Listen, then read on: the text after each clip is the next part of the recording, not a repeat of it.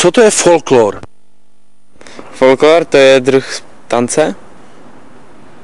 Folklor? Folklor.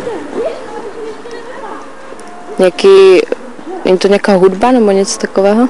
Co si představuješ pod názvem odzemek? Brambor. Třeba nějakým jiným jazykem, brambor. Odzemek?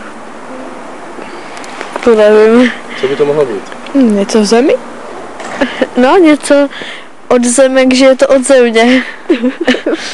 Od zemek, tak to mi vůbec nic říká, to je asi něco se zeleninou. Co to jsou gajdy?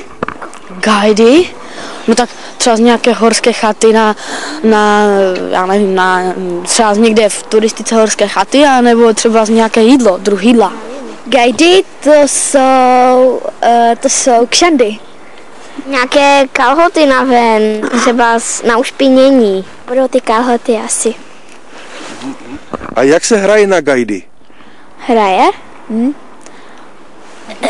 Tak na kalhoty se asi nehraje. Že tahá se za ty kšan? No, tak asi jo, pokud to jsou kalhoty.